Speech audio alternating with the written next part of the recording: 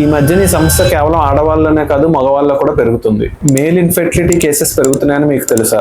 చాలా మంది pregnancy delay అవుతుంటే ఫిమేల్ హెల్త్ గురించే చాలా వరకు ఆలోచిస్తారు, కానీ ఈ మధ్య కాలంలో మగవాళ్ళలో ఇన్ఫెర్టిలిటీ ఇష్యూస్ వల్ల కూడా చాలా వరకు ప్రెగ్నెన్సీస్ డిలే అవుతున్నాయి. మేల్ ఇన్ఫెర్టిలిటీకి పెద్దగా సిమ్టమ్స్ ఏమి ఉండవు, చాలా వరకు ఎలాంటి సిమ్టమ్స్ లేవు కదా మేము బాగానే ఉన్నాం అనుకుంటారు, కానీ కొన్నిసార్లు మేల్ ఇన్ఫెర్టిలిటీ వల్ల కూడా ప్రెగ్నెన్సీ డిలే అయ్యే అవకాశం ఉంటుంది. డిలే అవడానికి జనరల్లీ కారణాలు స్ట్రెస్ గానీ, స్మోకింగ్ గానీ, ఆల్కహాల్ లాంటి అలవాటు ఉన్నప్పుడు మనకి స్పెర్మ్ కౌంట్ లేదా స్పెర్మ్ మోటిలిటీ తగ్గే అవకాశం ఉంటుంది. దాంతోపాటు హార్మోన్ ఇష్యూస్ ఉన్నా కూడా మేల్ ఫెర్టిలిటీ ఎఫెక్ట్ అయ్యే ఛాన్స్ ఉంటుంది. మేల్ ఇన్ఫెర్టిలిటీ అవడానికి హార్మోన్ కారణాలు ఏమై ఉండొచ్చు అనడానికి చిన్న చిన్న సంకేతాలు ఏంటి అంటే గడ్డం సరిగ్గా రాకపోవడం, లేదా గడ్డం ముందు వస్తున్నది ఇప్పుడు స్లోగా రావడం, లేదంటే రొమ్ము సైజ్ పెరగడం, ఇలాంటివి ఏమైనా మీరు కనిపించినట్టయితే మీ మేల్ ఇన్ఫెర్టిలిటీ హార్మోన్ ఇష్యూ వల్ల కూడా అయి ఉండొచ్చు. కాబట్టి ఎవరికైనా కన్సీవ్ అవుదాం అనుకుని డిలే అయ్యేటట్టయితే మేల్ ఇన్ఫెర్టిలిటీ అయ్యే అవకాశం కూడా ఉంటుంది. కాబట్టి కేవలం ఫిమేల్ హెల్త్ ఇష్యూస్ గురించి కాన్సన్ట్రేట్ చేయకుండా మేల్ ఇన్ఫెర్టిలిటీ గురించి కూడా ఎవాల్యుయేట్ చేసుకుంటే మంచిది. Thank you.